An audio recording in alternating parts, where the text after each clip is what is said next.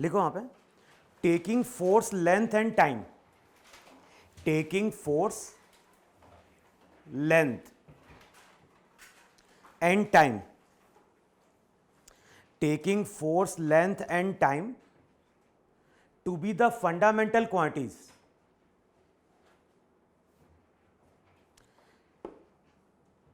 taking force length and time to be the fundamental quantities, find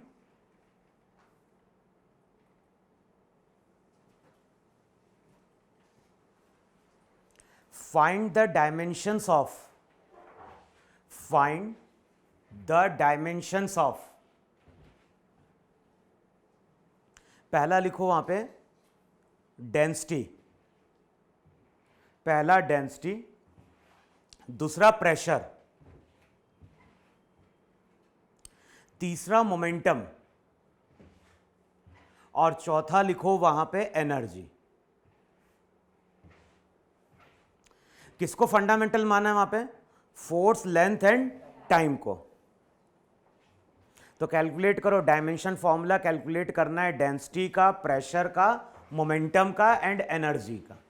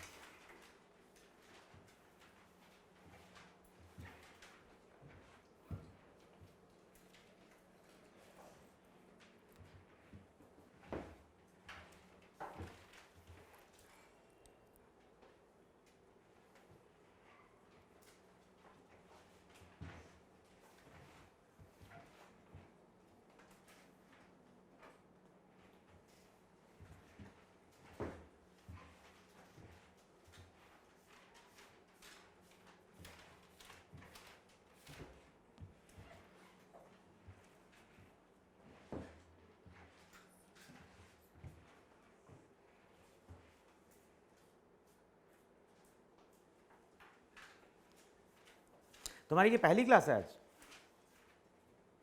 तुम्हारी पहली है?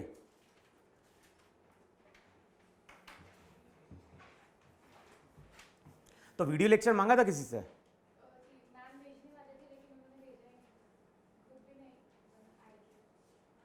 कौन सी मैडम थी? यहां पे? और तुमने मांगा था वीडियो लेक्चर तो मिल गए? फिर देखे? फर्स्ट लेक्चर देखा ना?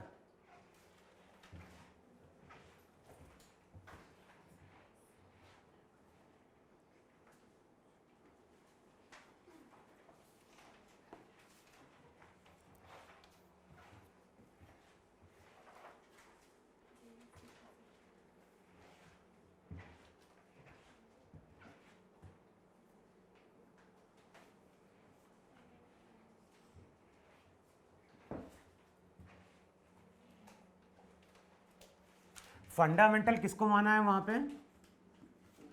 फोर्स, लेंथ और टाइम को। बोलो फर्स्ट केस में क्या आ रहा है?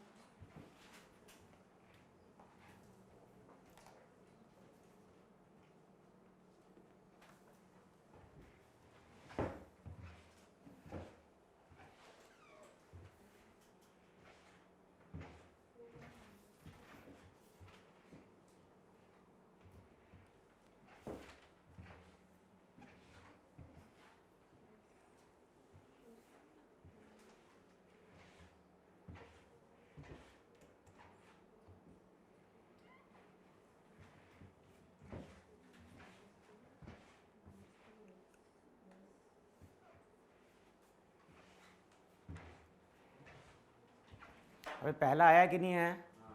कितना आया?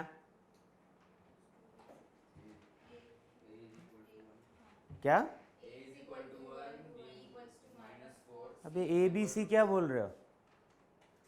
अबे कैलकुलेट क्या करना है? डेंसिटी कैलकुलेट करना है in terms of F L T. A B C का क्या करेंगे हम?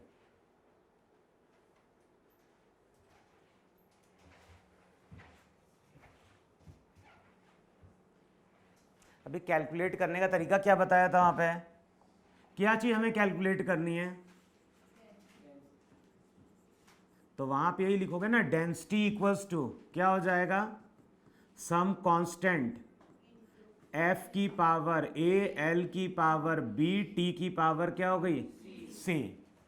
फिर अब डेंसिटी का डायमेंशनल फॉर्मूला क्या था? एम एल माइनस 3 टी की पावर 0।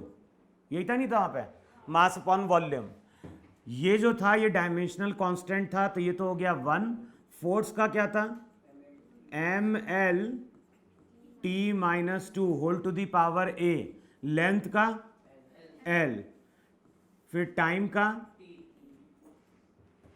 अब क्या हो जाएगा? राइट हैंड साइड अगर देखोगे तो m की पावर a, l की पावर क्या हो गई? a प्लस बी, t की पावर -2a प्लस c। और लेफ्ट हैंड साइड क्या है? m l की पावर -3 t की पावर 0। डायमेंशनली अब इक्वेट करो। बताओ, डायमेंशंस अगर इक्वेट करोगे तो यहां पे m की पावर a, यहां पे m की पावर 1, तो a कितना आ गया? 1। फिर a प्लस बी किसके बराबर? -3 के बराबर। a की वैल्यू 1 पुट करो तो b की वैल्यू -4। फिर यहां पे हो जाएगा -2a प्लस सी, और यहां पे डायमेंशन क्या है? 0। a की वैल्यू 1 पुट करो तो c कितना आ गया? तो ए बी सी आ गया कि नहीं आ गया? अब क्या लिखोगे वहां पे? अब तुम लिखोगे वहां पे जो भी डेंसिटी है वो क्या हो जाएगा? सम कांस्टेंट इनटू एफ की पावर क्या थी? ए, और ए कितनी है? 1। एल की पावर -4, और टी की पावर कितनी? तो जो फॉर्मूला बनेगा F T square upon L की पावर 4। देखो यही डेंसिटी है कि नहीं है वहां पे? तो डेंसिटी हो जाएगी F T square upon L की power 4।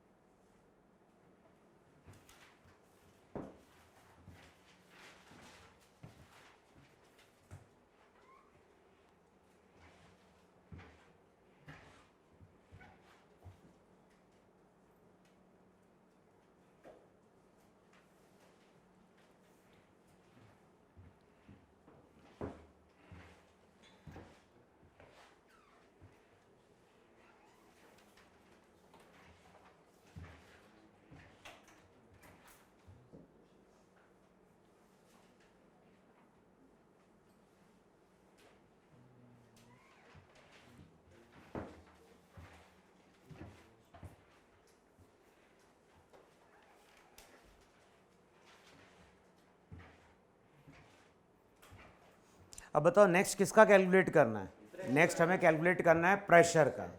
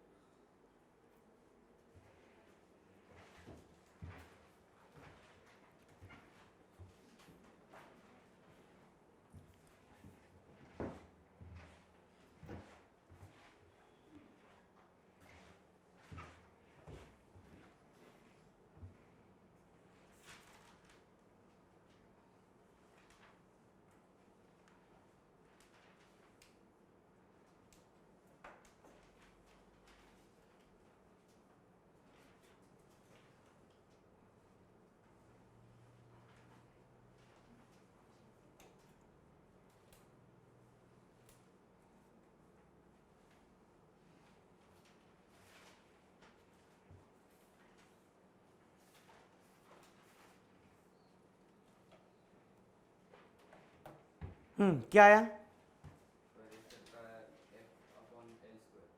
F upon L square. Second case में क्या कैलकुलेट करना है? प्रेशर।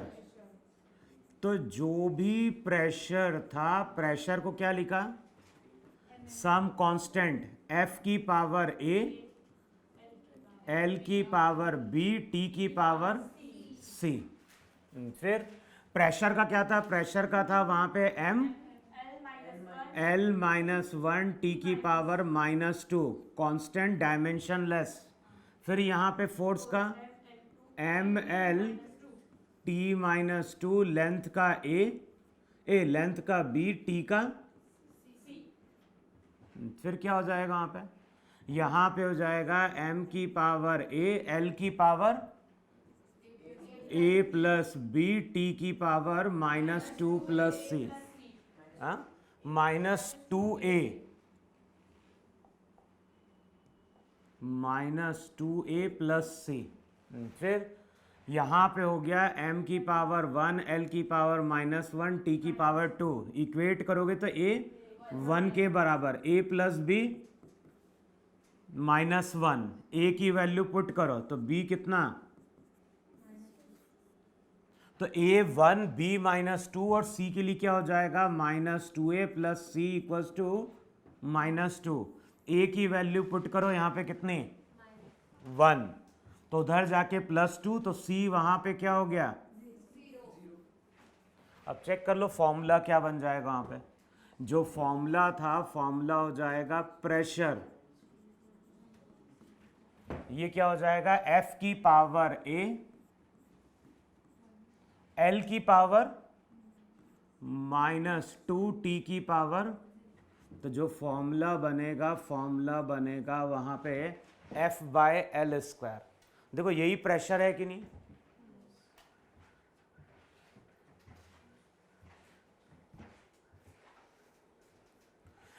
अब थर्ड केस में किसको एक्सप्रेस करना है?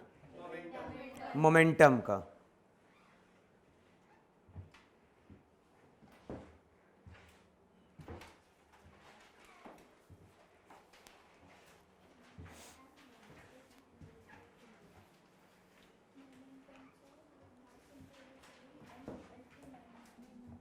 अच्छा, केवल क्या चीज चेंज कर दें? लेफ्ट वाले को चेंज कर दें यहां पे अब किसके बाहर इक्वेट करना है? अब मोमेंटम है यहां पे, तो यहां पे लिख दो मोमेंटम। मोमेंटम था मास इंटू वेलोसिटी, तो M L T minus one था कि नहीं था? फिर से इक्वेट करो। ए की value one, A plus B one, minus two A plus C equals two. बताओ ए अगर वन होगा तो बी की वैल्यू जीरो, और सी की value minus one plus two है। तो अब क्या हो जाएगा? मोमेंटम। अब जो भी मोमेंटम रहेगा, क्या हो जाएगा मोमेंटम? अब वहां पे एफ की पावर ए, एल की पावर जीरो, टी की पावर।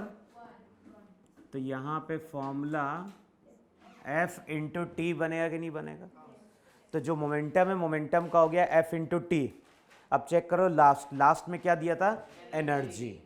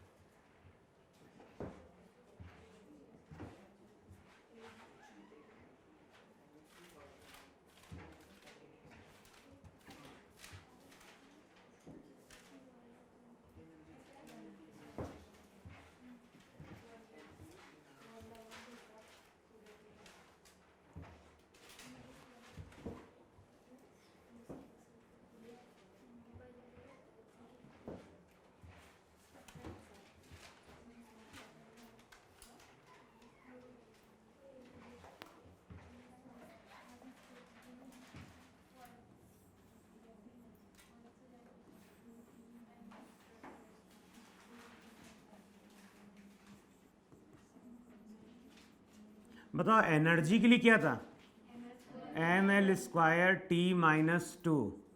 अब इक्वेट कर दो वहाँ पे। अब बताओ यहाँ पे अगर इक्वेट करेंगे तो a की वैल्यू 1, a प्लस बी 2 और माइनस 2a प्लस सी किसके बराबर। तो a अगर 1 होगा तो b भी क्या हो गया 1। अब a की वैल्यू 1 पुट करोगे तो c की वैल्यू पुट कर दो वहाँ पे a और b। तो यहाँ से क्या दे देगा f इंटू एल।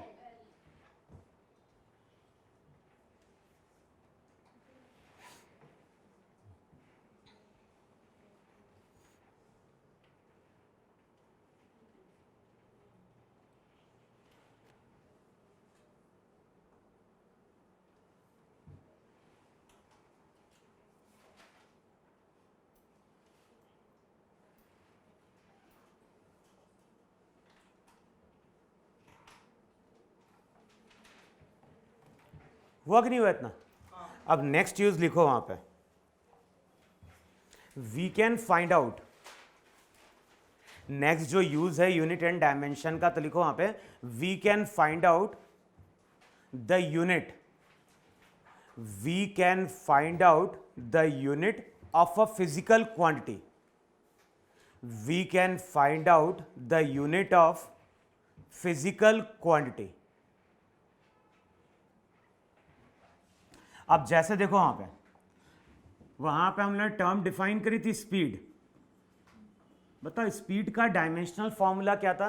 जो स्पीड थी इसका डायमेंशनल फॉर्मूला था एल टी माइनस 1 है इतना।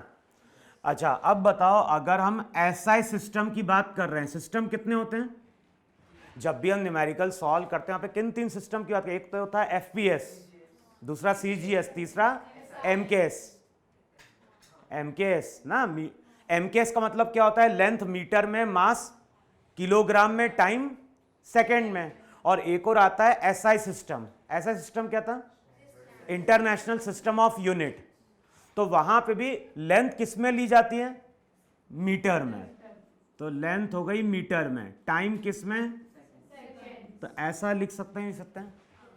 अगले स्टेप में ये क्या बन जाएगा, ये बन जाएगा वहां पे मीटर पर सेकेंड। तो अगर हमें डायमेंशनल फॉर्मूला मालूम है तो हम उसकी यूनिट क्या कर सकते हैं, कैलकुलेट कर सकते हैं। अगर सीजीएस में जा रहे होगे तो लेंथ किस में होगी, सेंटीमीटर में, टाइम किस में, तो ये हो जाएगा वहां पे सेंटीमीटर पर सेकेंड वहां पे। फिर देखो नेक्स्ट वहां पे क्या था, नेक्स्ट था वहां पे एक्सेलरेशन।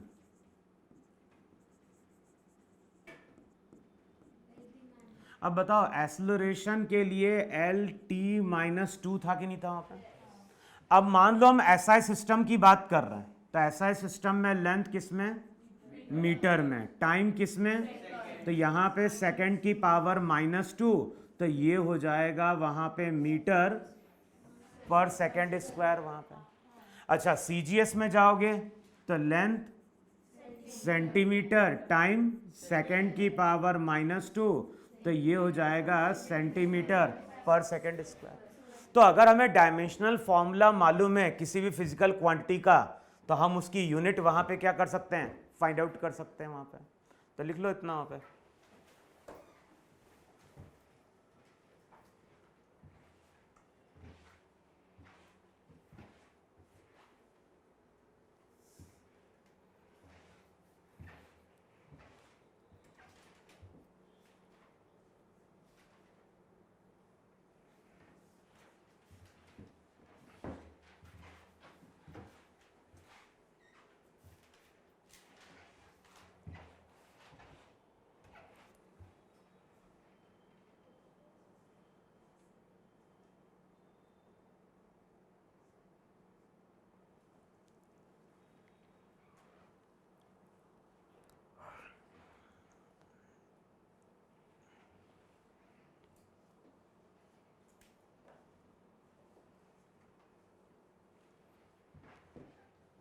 लिख लिया इतना। अब देखो नेक्स्ट अगर यहां पे आओगे तो नेक्स्ट हम किसकी बात करेंगे, फोर्स की। बताओ फोर्स के लिए क्या था, ml (T-2). बताओ यही डायमेंशनल फॉर्मूला था कि नहीं था वहां पे। अब मास किस में लिखते हो, लेंथ मीटर टाइम, तो ऐसा बन गया कि नहीं बन गया, kg मीटर पर सेकेंड स्क्वायर। तो फोर्स की एसआई सिस्टम में यूनिट होती है kg मीटर पर सेकेंड स्क्वायर, और kg मीटर पर सेकेंड स्क्वायर को हम लोग क्या बोलते हैं, न्यूटन। और अगर साइंटिस्ट का पूरा नाम लिखते हैं तो एन वहां पे क्या होता है, स्मॉल से स्टार्ट होता है। और अगर हमें केवल एक अल्फाबेट यूज करना है तो फिर वहां पे हम कैपिटल लिखते हैं। तो अगर मैंने कभी लिखा कि फोर्स हमारा कितना है 10N, तो ये क्या है 10 न्यूटन, या फिर मैं फोर्स लिख सकता हूं 10। लेकिन अगर तुम ऐसा लिख रहे हो फोर्स इक्वल्स टू 10 न्यूटन, ये सही है क्या, नहीं। जब भी हम साइंटिस्ट का नाम पूरा लिखेंगे तो स्मॉल में लिखा जाएगा, और अगर हमें पहला अल्फाबेट यूज करना है तो वहां पे क्या होगा, कैपिटल यूज करेंगे। तो अगर मुझे 10 न्यूटन लिखना है तो या तो मैं इस तरह से रिप्रेजेंट करूंगा या फिर इस तरह से रिप्रेजेंट करूंगा। तो केजी मीटर पर सेकेंड स्क्वायर ये तुम्हारा वहां पे क्या हो गया, न्यूटन।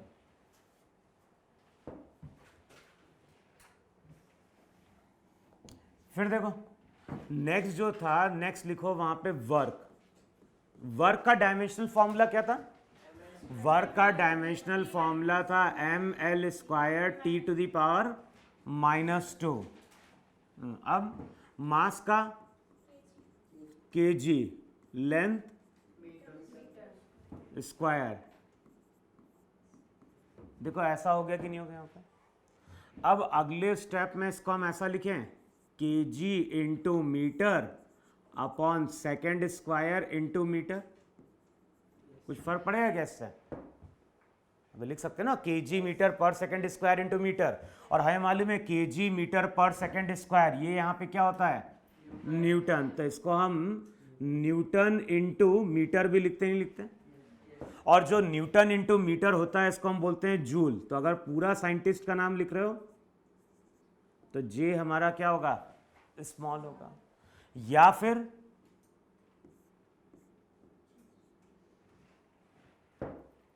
देखो यही कि नहीं वहां पे,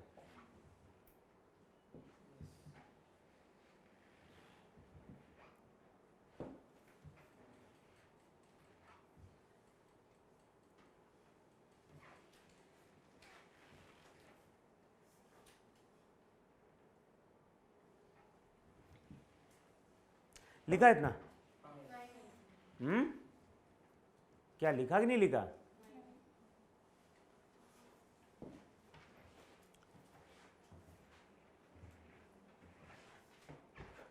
हो गया। फिर देखो नेक्स्ट लिखो वहां पे प्रेशर।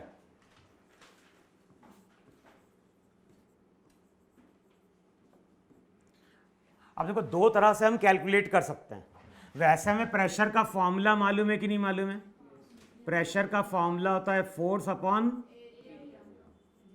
और अभी हमने प्रूव किया कि फोर्स किस में मेजर किया जाता है, जो फोर्स रहता है एसआई सिस्टम में अपॉन एरिया, और न्यूटन अपॉन मीटर स्क्वायर, इसी को वहां पे हम लोग क्या बोलते थे, पास्कल बोलते ही नहीं बोलते हैं। दूसरा तरीका क्या है कैलकुलेट करने का, प्रेशर का डायमेंशनल फॉर्मूला बोलेगा। प्रेशर का डायमेंशनल फॉर्मूला था ml-1T⁻²। देखो यही था नहीं था वहां पे। अब वैल्यू पुट करो वहां पे, मास किस में, केजी में, लेंथ, तो अगले स्टेप में ऐसा बन गया कि नहीं बन गया, केजी मीटर सेकेंड स्क्वायर है। अब अगले स्टेप में ऊपर भी मीटर से मल्टीप्लाई कर दो, नीचे भी मीटर से मल्टीप्लाई कर दो। अब क्या हो गया, केजी मीटर पर सेकेंड स्क्वायर इंटू, बताओ ऐसा लिख सकते हैं वहां पे, केजी मीटर पर सेकेंड स्क्वायर इंटू क्या हो गया 1/मीटर स्क्वायर, और केजी मीटर पर सेकेंड स्क्वायर ये तुम्हारा क्या था न्यूटन अपॉन, तो और न्यूटन अपॉन मीटर स्क्वायर यही हमारा वहां पे क्या था पास्कल था। तो अगर हमें डायमेंशनल फॉर्मूला मालूम है तो हम किसी भी फिजिकल क्वांटिटी की यूनिट क्या कर सकते हैं कैलकुलेट कर सकते हैं वहां पे।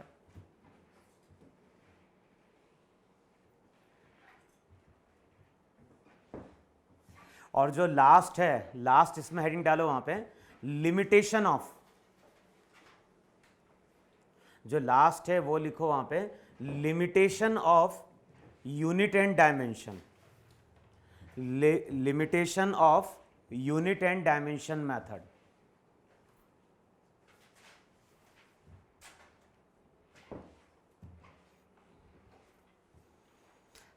अब लिखो वहां पे जो पहली लिमिटेशन है वो लिखो वहां पे dimensional analysis does not give information, dimensional analysis does not give information, dimensional analysis does not give information about some number, dimensional analysis does not give information about some number, that is the dimensional constant, that is the dimensional constant। याद है जो first हमने formula derive किया था वो formula हमने किसका derive किया था, वो फॉर्मूला हमने डिराइव किया था सिंपल पेंडुलम का। और याद है सिंपल पेंडुलम का जब हमने फॉर्मूला डिराइव किया था तो हमने क्या लिखा था time period equals to some constant under root क्या था L/G। देखो यही था नहीं था वहां पे, क्योंकि जब यूजर्स लिखवाए थे तो वहां पे ये बोला था कि यूनिट एंड डायमेंशन मेथड के थ्रू हम किसी फॉर्मूले को रफली डिराइव कर सकते हैं, क्योंकि जो भी यूनिट एंड डायमेंशन मेथड होता है वो इस कांस्टेंट के बारे में कोई इंफॉर्मेशन देता है क्या, नहीं। तो इस कांस्टेंट के बारे में हमें कोई इंफॉर्मेशन नहीं मिलती है, और इसी को वहां पे हमने क्या डिफाइन किया था डायमेंशन लेस नहीं कांस्टेंट।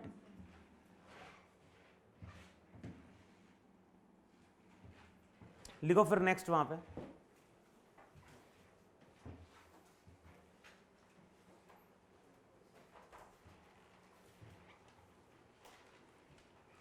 नेक्स्ट लिखो वहां पे this method is useful.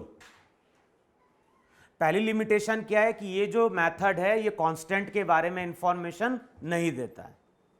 Next जो लिमिटेशन है वो क्या है वहां पे this method is useful only, this method is useful only when a physical quantity, this method is useful only when a physical quantity depends on other quantities, this method is useful only when a physical quantity depends on other quantities by multiplication and power relation. This method is useful only when a physical quantity depends on other quantities as multiplication and power relation, as multiplication and power relation। अब देखो इसका मतलब क्या है, हमने बहुत सारे फॉर्मूले डिराइव किए थे। जैसे पहला हमने फॉर्मूला डिराइव किया था टाइम पीरियड किस पे डिपेंड करता है लेंथ पे और एक्सेलरेशन ड्यू टू ग्रेविटी पे, उसका फॉर्मूला निकल के आया था T equals to some constant root L/G। फिर दूसरा फॉर्मूला हमने डिराइव किया था कि सेंट्रीपिटल फोर्स किस पे डिपेंड करता है, सेंट्रीपिटल फोर्स डिपेंड करता है मास पे, वेलोसिटी पे और रेडियस पे। इसका भी फॉर्मूला डिराइव किया था, नहीं डिराइव किया था। और जो unit and dimension method use किया था तो वहां पे फोर्स इक्वल्स टू आता है सम कांस्टेंट mv²/r। बताओ यही फॉर्मूला हमने वहां पे डिराइव किया था कि नहीं डिराइव किया था। अब बताओ यहां पे जब फोर्स मास पे डिपेंड कर रहा है, वेलोसिटी पे डिपेंड कर रहा है, रेडियस पे डिपेंड कर रहा है, तो रिलेशन किस फॉर्म में? यहां पे जैसे लेंथ और जी है तो ये डिवीजन के फॉर्म में है कि नहीं? और यहां पे जो रिलेशन है वो मल्टीप्लीकेशन और डिवीजन दोनों के क्या है? फॉर्म में है वहां पे। तो ये मेथड जब हम बात कर रहे हैं यूनिट एंड डायमेंशन की, तो ये मेथड कब एप्लीकेबल है? जब फिजिकल क्वांटिटी किसी दूसरे पे डिपेंड कर रही होगी, लेकिन किस फॉर्म में? या तो मल्टीप्लीकेशन या फिर डिवीजन के फॉर्म में। ये फॉर्मूला कब फेल हो जाता है? कोई जरूरी कौन है कि हमेशा फॉर्मूला मल्टीप्लीकेशन और डिवीजन के फॉर्म में होगा। कुछ फॉर्मूले ऐसे होते हैं कि नहीं होते हैं। v equals to u plus A T, ये भी एक फॉर्मूला है कि नहीं है? फिर हमने फॉर्मूला पढ़ा होगा 9th में s equals to U T plus. तो वेलोसिटी किस पे डिपेंड करती है? वेलोसिटी डिपेंड करती है एक्सेलरेशन पे और टाइम पे। डिस्प्लेसमेंट किस पे डिपेंड करता है? टाइम पे। लेकिन बताओ यहां पे हम जब इन फॉर्मूले की बात कर रहे हैं तो यहां पे साइन प्लस में है कि नहीं? और कुछ फॉर्मूले ऐसे भी हो सकते हैं कि मान लो कोई फिजिकल क्वांटिटी है एफ और वो किस तरह से डिपेंडेंट है? एक्स माइनस वाई पे। भाई कुछ फॉर्मूले सब्ट्रैक्शन के फॉर्म में भी हो सकते, नहीं हो सकते? तो जहां पे एडिशन और सब्ट्रैक्शन आएगा तो उन फॉर्मूले को हम यूनिट एंड डायमेंशन मेथड के थ्रू फाइंड आउट नहीं कर सकते। हम केवल उन्हीं फॉर्मूले को डिराइव कर पाएंगे जो मल्टीप्लिकेशन या फिर क्या होंगे? डिवीजन के फॉर्म में होंगे वहां पे। तो लिख लो वहां पे एग्जांपल।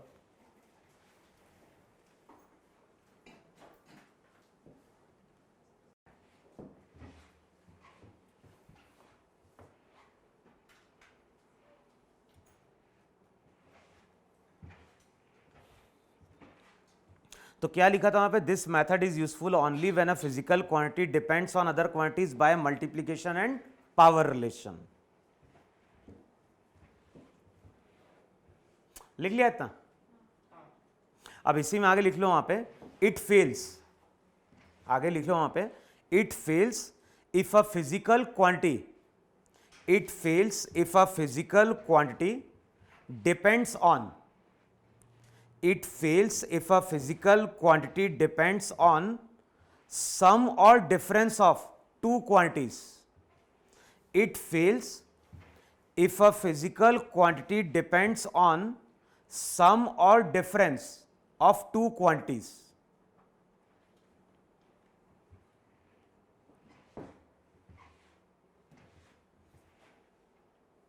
तो वहां पे लिख लेना कि इस तरह के फॉर्मूले को हम यूनिट एंड डायमेंशन मेथड से डिराइव नहीं कर सकते।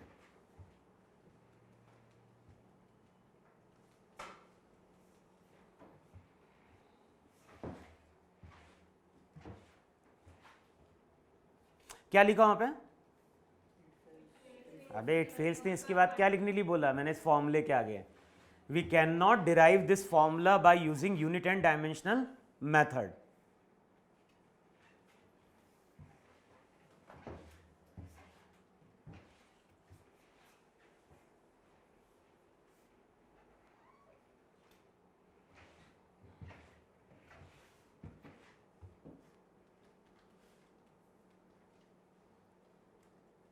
लिखा है इतना?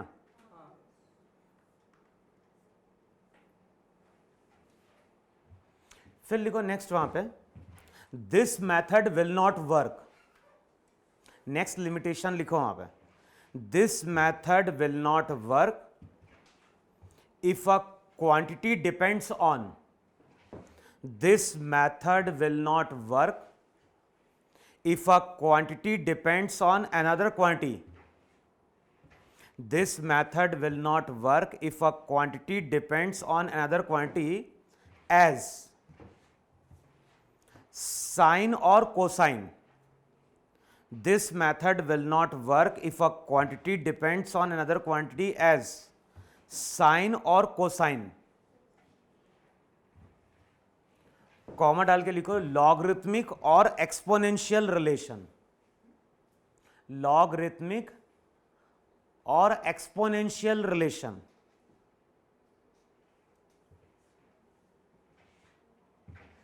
This method will not work if a quantity depends on other quantity as sine or cosine, logarithmic or exponential relation.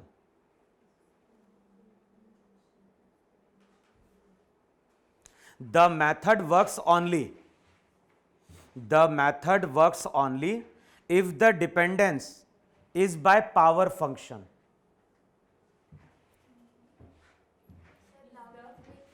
क्या? एक्सपोनेंशियल. हाँ, क्या बोल रहे हो? मैंने क्या बोला? This method will not work if a quantity depends on other quantity as sine, cosine, logarithmic और exponential relation. The method works only if the dependence is by power function. अब देखो, ये जितने भी फॉर्मूले लिखे हैं, कहीं पे साइन कोसाइन आया है क्या? नहीं. पर फिजिक्स में ऐसे बहुत सारे फॉर्मूले होते हैं. कई बार फॉर्मूला ऐसा निकल के आता है कि एक पार्टिकल है, पार्टिकल का डिस्प्लेसमेंट x है, और वो होता है किस फॉर्म में? a साइन ओमेगा t के फॉर्म में. अब वहां पे अगर हम बात करते हैं तो x क्या रिप्रेजेंट करता है? x रिप्रेजेंट करता है पार्टिकल का डिस्प्लेसमेंट वहां पे. अब बताओ, ये जो फॉर्मूला है, इस फॉर्मूले को हम डिराइव कर पाएंगे क्या? नहीं, क्योंकि इस फॉर्मूले में अब क्या आ चुका है? इस फॉर्मूले में अब यहां पे अगर तुम लिखोगे तो कैसे लिखोगे? तुम बोलोगे x की वैल्यू a पे डिपेंड करती है, x की वैल्यू ओमेगा पे डिपेंड करती है, x की वैल्यू. तो अगर हम कैलकुलेट करने की कोशिश करेंगे तो वहां पे साइन वाली टर्म आ पाएगी क्या? नहीं. कुछ फॉर्मूले में लॉग आता है, एक्सपोनेंशियल आता है. एक फॉर्मूला होता है I equals to I not E to the power minus T by R C. ये एक फॉर्मूला आता है जो हम आरसी सर्किट पढ़ते हैं क्लास 12th में. तो वहां पे I क्या होता है? करंट. T होता है time. R resistance. C capacitance. अब बताओ, इस फॉर्मूले को हम कभी डिराइव कर पाएंगे क्या? नहीं, क्योंकि यहां फॉर्मूले में क्या आ चुका है? एक्सपोनेंशियल आ चुका है. तो कुछ फॉर्मूले ऐसे होते हैं जहां पे साइन आता है, कुछ फॉर्मूले ऐसे होंगे जहां पे कॉस वाला फंक्शन आ रहा होगा, कुछ फॉर्मूले ऐसे भी होंगे जहां पे क्या होगा? लॉग फंक्शन आ रहा होगा. तो ऐसे जो भी फॉर्मूले होंगे वहां पे यूनिट एंड डायमेंशन मेथड क्या कर जाता है? फेल कर जाता है. क्लियर ना? और लास्ट लिख लो वहां पे लिमिटेशन, और लास्ट लिमिटेशन लिखो वहां पे वी इक्वेट. लास्ट लिमिटेशन लिखो वहां पे we equate the powers of V equate the powers of M, L and T. M, L and T. जब हम किसी फॉर्मूले को रफली डिराइव करते हैं तो वहां बेसिकली मास के डायमेंशन, लेंथ के डायमेंशन और टाइम के डायमेंशन को हम क्या करते हैं? इक्वेट करते हैं. तो वहां से ABC फाइंड आउट करते थे हम लोग. तो V equate the powers of M, L and T. Hence we get only three equations. We equate the powers of M, L and T. Hence we get only three equations. So we can have only three variables. So we can have only three variables.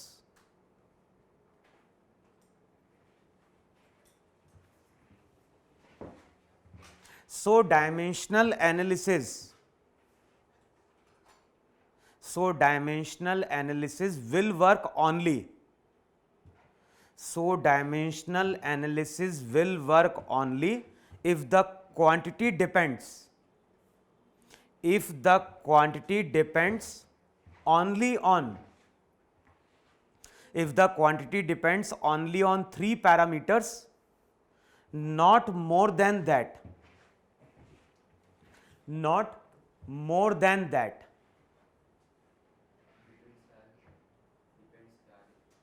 क्या depends?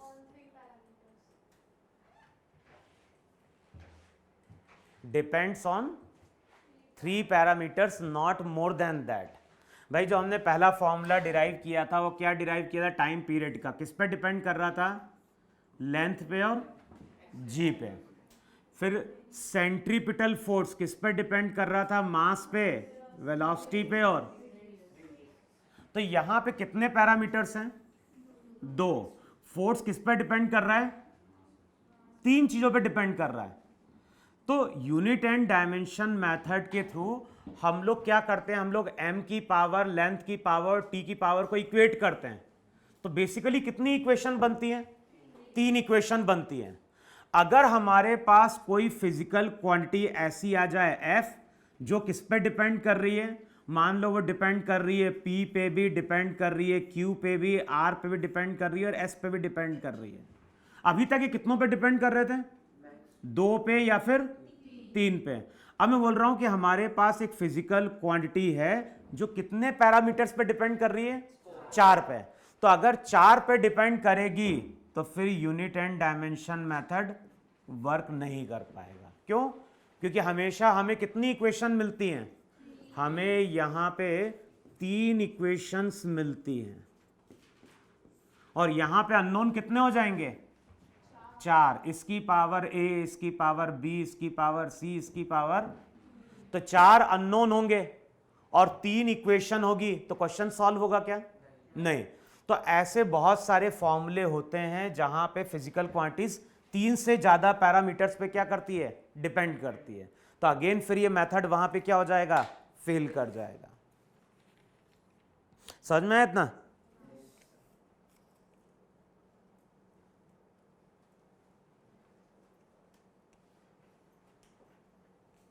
देखो check करो, एक question calculate करो रहा। The kinetic energy of a rotating body.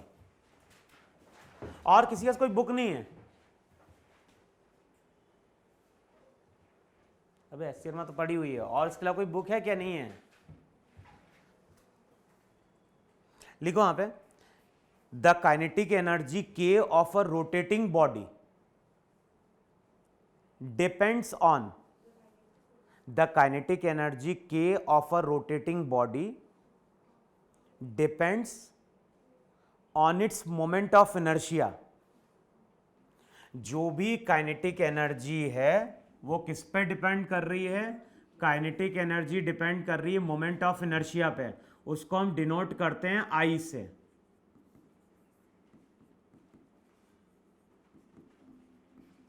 तो एक तो kinetic energy depend कर रही है किस पे? मोमेंट ऑफ इनर्शिया पे। और दूसरा डिपेंड कर रही है किस पे? एंगुलर स्पीड ओमेगा पे।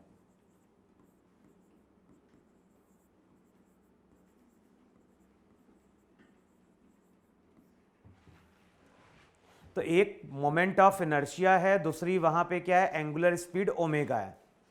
Assuming the relation, assuming the relation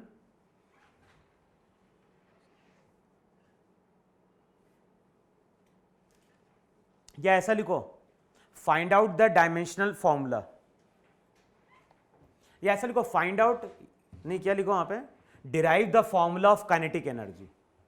ऐसा लिखो वहां पे। काइनेटिक एनर्जी किस पे डिपेंड कर रही है? आई पे और ओमेगा पे। अब क्वेश्चन में क्या बोल रहा है? Derive it's formula. तो काइनेटिक एनर्जी का फॉर्मूला अब वहां पे डिराइव करो।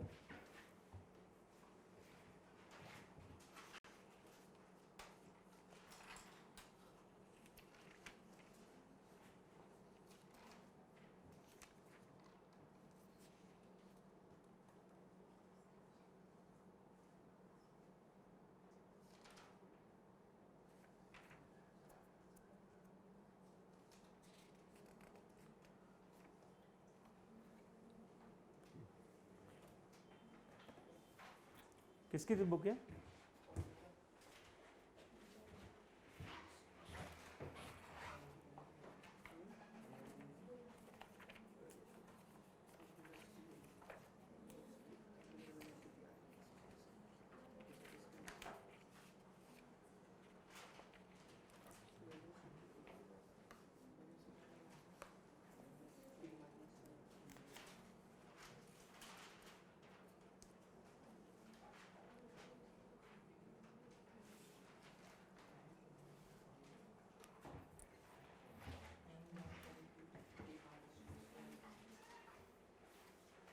क्या है डायमेंशनल फॉर्मूला?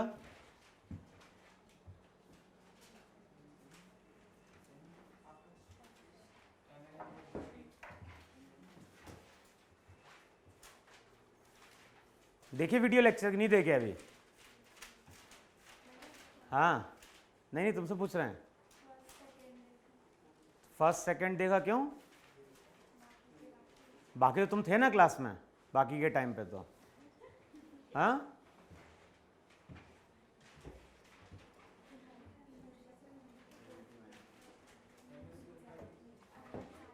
कितना आ रहा है?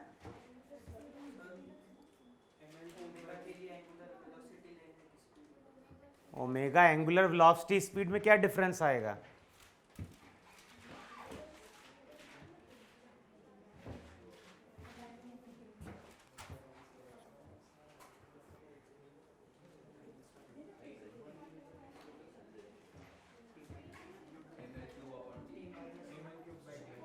क्या क्या पूछ रहा हूं मैं और तुम क्या बता रहे हो?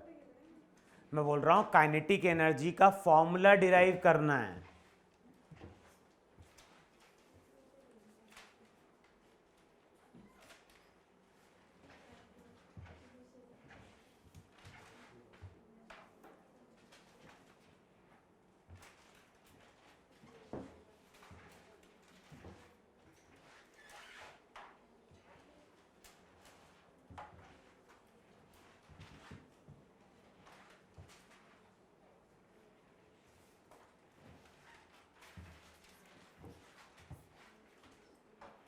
कितना आया?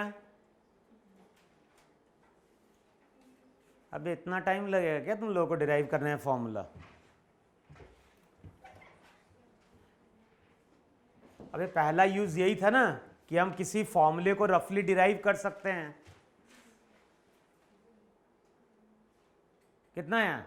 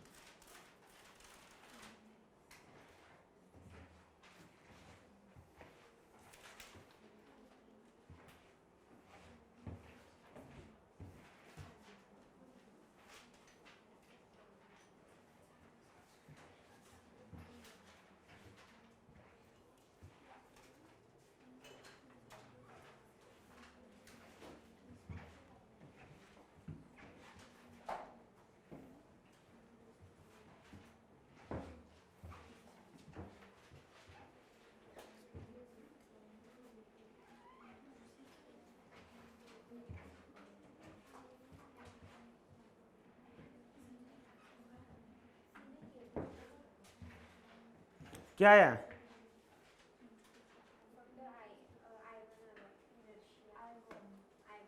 क्या I1? अबे फॉर्मूला क्या बना काइनेटिक एनर्जी का? पहले तो मोमेंट ऑफ इनर्शिया का डायमेंशनल फॉर्मूला क्या होता है? आई का होता है वहां पे ml²। ओमेगा क्या लिखवाया था? एंगुलर वेलोसिटी होती है theta upon time. Theta dimensionless था, टाइम टी था, तो ओमेगा टी की पावर -1 था कि नहीं था? अब क्या लिखोगे? जो भी काइनेटिक एनर्जी है वो हो जाएगी सम कांस्टेंट आई की पावर ए ओमेगा की पावर, यही है। अब काइनेटिक एनर्जी का फॉर्मूला क्या होगा? काइनेटिक एनर्जी का डायमेंशनल फॉर्मूला वर्क के बराबर था और वो ml²t-2 है कि नहीं है? ये तो constant dimensionless moment of inertia का ml² whole to the power a omega t⁻⁻1 whole to the power b। अब क्या करोगे वहां पर? अब यहां पे अगर देखोगे तो m की power a plus B, l की पावर 2a, t की पावर, अब इक्वेट करे रहा, बोलो। अब जब इक्वेट करोगे तो a plus B 1, 2a equals to 2, तो a कितना? a प्लस बी,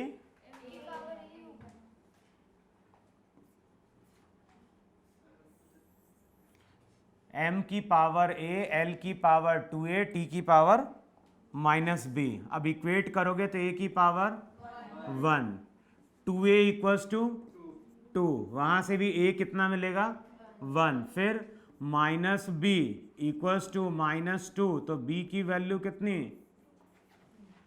तो a 1 है b 2 है, तो जो भी काइनेटिक एनर्जी होगी उसका फॉर्मूला होगा सम कांस्टेंट I की पावर a ओमेगा की पावर b। तो जो भी काइनेटिक एनर्जी होती है उसका फॉर्मूला आता है some constant I into omega square. और जब आगे जाके इस फॉर्मूले को हम लोग क्लास 12th में डिराइव करते हैं तो जो करेक्ट फॉर्मूला होता है वो होता है ½ I, ये सही फॉर्मूला होता है ½ I ओमेगा स्क्वायर। लेकिन हमें कांस्टेंट के बारे में कोई इंफॉर्मेशन नहीं मिलती है, इसलिए हम फॉर्मूले में लिख देते हैं kinetic energy K equals to some constant I into omega square.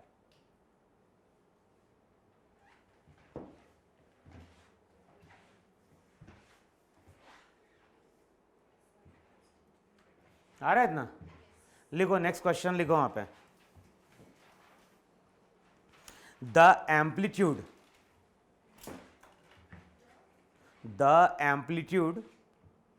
Of a damped oscillator.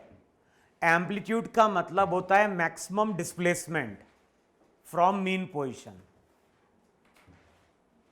तो क्या लिखा वहां पे, the amplitude of a damped oscillator of mass m varies with time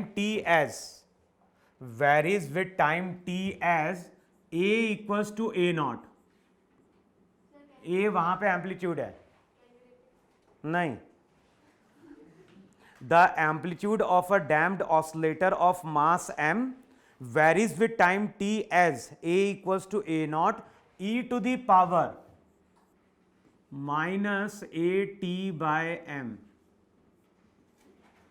ऐसा एक फॉर्मूला दिया हुआ है, a equals to a not e to the power -at/m। The dimensions of a are, तो बताना है a का डायमेंशनल फॉर्मूला क्या होगा।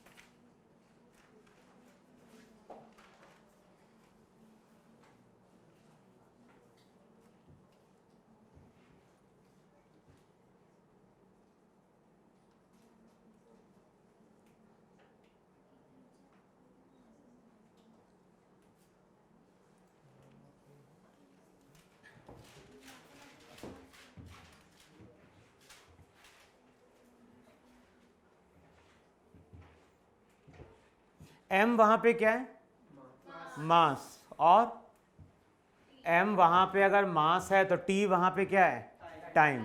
किसका डायमेंशनल फॉर्मूला कैलकुलेट करना है, a का। तो अब क्या आएगा a का,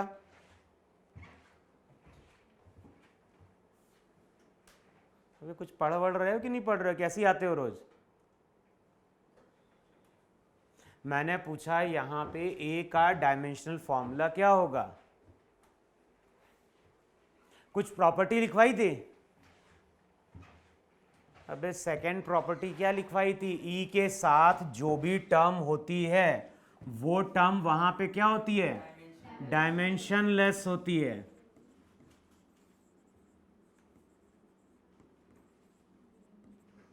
फिर ये पूरी टर्म भी क्या बन जाती है वहां पे, तभी क्या चीज डायमेंशनलेस है। पहले तो हम यही बोलेंगे ना, AT/1 डायमेंशनलेस है तो किसके बराबर, 1 के। अब टाइम का क्या होता है, T, मास का, तो जो भी A रहेगा उसका डायमेंशनल फॉर्मूला हो जाएगा mt-1 L की पावर 0। बताओ ये डायमेंशनल फॉर्मूला होगा कि नहीं होगा स्मॉल a का।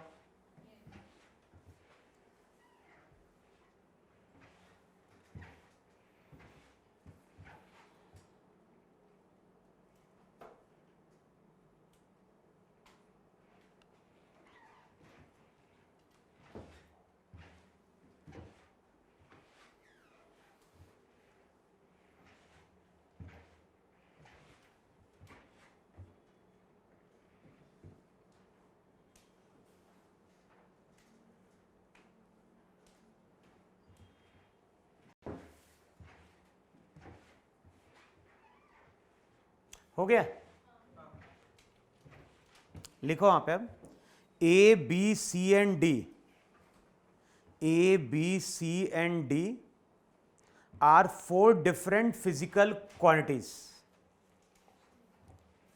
ए B C D, A B, ये रिप्रेजेंट कर रही है 4 डिफरेंट फिजिकल क्वांटिटीज को। A B C and D are 4 different physical quantities having different dimensions, having different dimensions. तो सबके डायमेंशनल फॉर्मूले भी क्या हैं, अलग अलग हैं। फिर लिखो वहां पे none of them is dimensionless, none of them is dimensionless. सबके डायमेंशंस हैं, सबके डायमेंशंस डिफरेंट हैं।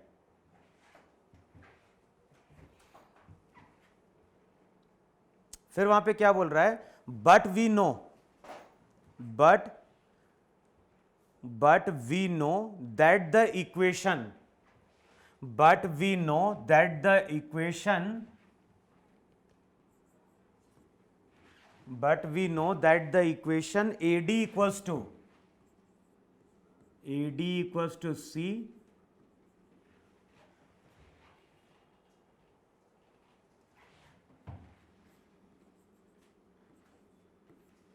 तो इक्वेशन लिखो AD इक्वल्स टू C के आगे क्या लिखा है,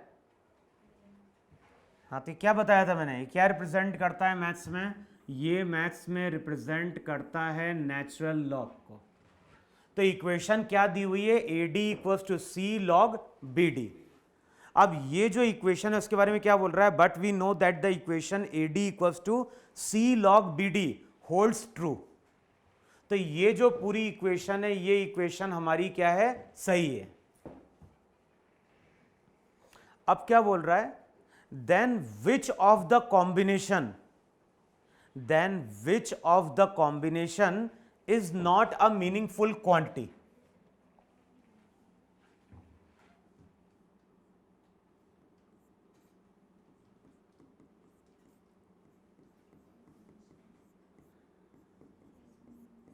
तो क्वेश्चन में क्या बोल रहा है वहां पे, then which of the combination is not a meaningful quantity। पहला क्या दे रहा है, पहला दे रहा है ए स्क्वायर माइनस बी स्क्वायर सी स्क्वायर, ये पहला ऑप्शन दिया है। फिर वहां पे दिया है ए माइनस सी अपॉन डी। फिर दिया है ए अपॉन बी माइनस सी, और चौथा दिया है सी अपॉन बी डी, सी अपॉन बी डी माइनस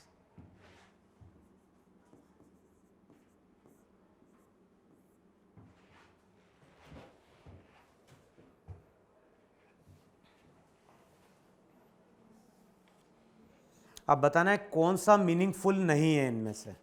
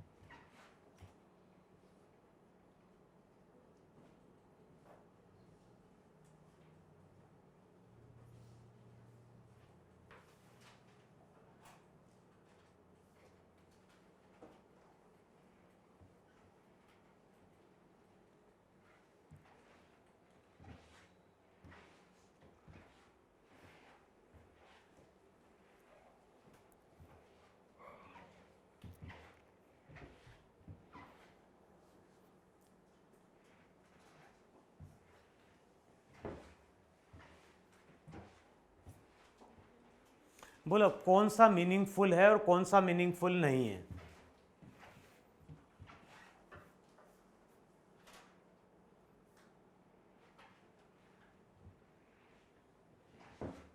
अच्छा, जो इक्वेशन लिखी है, इक्वेशन क्या बताती है?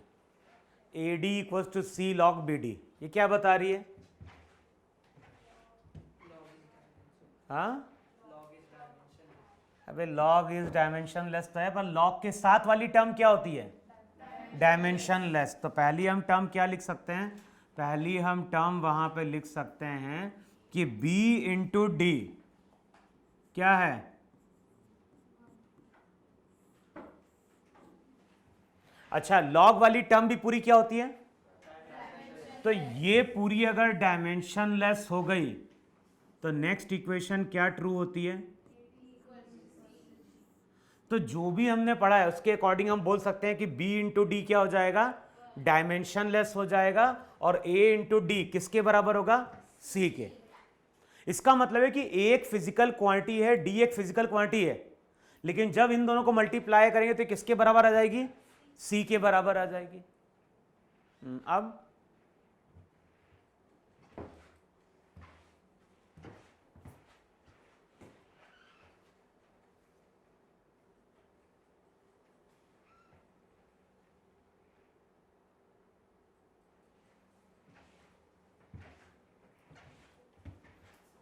बोलो पहला सही है गलत है?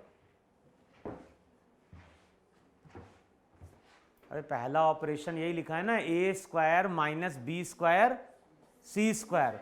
तो पहला ऑपरेशन सही है गलत है? प्रॉपर्टी क्या लिखवाई थी? सेम फिजिकल क्वांटिटी के साथ सेम फिजिकल क्वांटिटी क्या होती है? ऐड या सब्ट्रैक्ट होती है। तो ए स्क्वायर के साथ क्या चीज सब्ट्रैक्ट होनी चाहिए? ए स्क्वायर ही सब्ट्रैक्ट होना चाहिए। तो चेक करो, बी स्क्वायर सी स्क्वायर क्या ए स्क्वायर देता है क्या?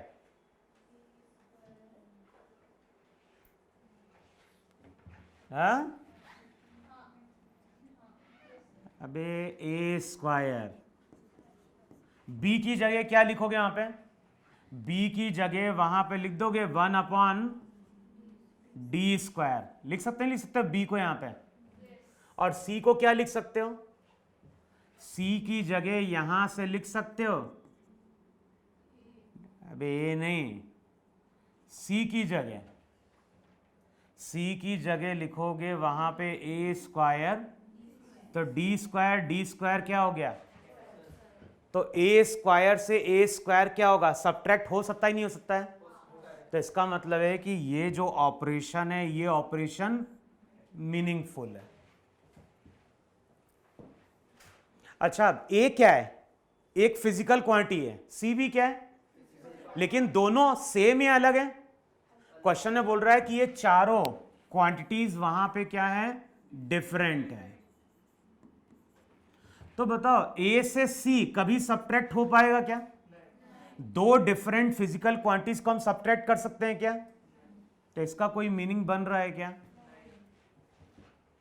वे है कि नहीं? समझ में नहीं? समझ में आया? ए मान लो फोर्स है, सी मान लो वेलोसिटी है। तो फोर्स में से वेलोसिटी कभी हम सब्ट्रैक्ट कर पाएंगे क्या? नहीं। तो सेकंड ऑपरेशन क्या है? मीनिंगफुल नहीं है। अब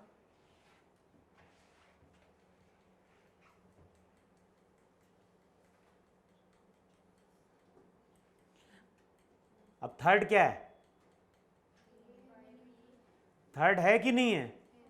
अबे पुट करो ना, ए बाय बी की वैल्यू नहीं निकाल सकते? दोनों को डिवाइड करो इस इक्वेशन को। इन दोनों इक्वेशन को डिवाइड करोगे तो ए बाय बी, डी से डी कैंसिल आउट होगा, सी देगा कि नहीं देगा? यहां पे भी क्या है? तो सी में से सी सब्ट्रैक्ट हो सकता ही नहीं हो सकता है? तो ये भी क्या है?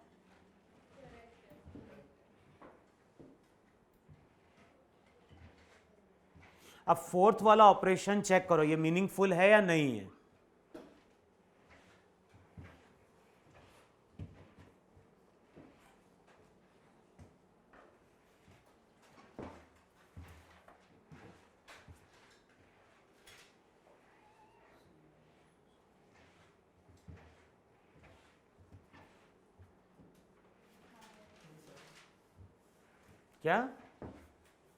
क्या क्या फोर्थ मीनिंगफुल है या नहीं है? अबे बी इंटू डी क्या है? डायमेंशनलेस हो गया ना। तो ये अगर पूरी टर्म हमारी 1 बनती है तो बेसिकली लेफ्ट हैंड साइड केवल सी है कि नहीं है? अब एडी की जगह क्या पुट किया? लेकिन तब भी एक डी रह गया कि नहीं रह गया? एडी की जगह सी पुट कर दो तो सी से सी कैंसल आउट हो गया, एक डी बच गया कि नहीं बच गया? अब बताओ, सी एक क्वांटिटी है, डी एक क्वांटिटी है, लेकिन दोनों वहां पे क्या है? डिफरेंट है, तो दोनों को हम सब्ट्रैक्ट कर पाएंगे क्या? तो इसका मतलब ये भी क्या है? तो जो आंसर बनेगा, आंसर क्या बनेगा? अब एक क्वेश्चन तो पढ़ लो, क्वेश्चन में क्या पूछा है? मीनिंगफुल पूछा है या नॉट मीनिंगफुल? तो आंसर क्या होगा? यानी सेकंड और फोर्थ ऑप्शन जो रहेंगे वो मीनिंगफुल नहीं है, और फर्स्ट और थर्ड वहां पे क्या है? मीनिंगफुल है। और प्रॉपर्टी वहां पे केवल यही यूज की गई है, सेम फिजिकल क्वांटिटी के साथ सेम फिजिकल क्वांटिटी या क्या होगी? ऐड होगी, या फिर क्या होगी? सब्ट्रैक्ट होगी। इतना समझ में है? टॉपिक खत्म हो गया।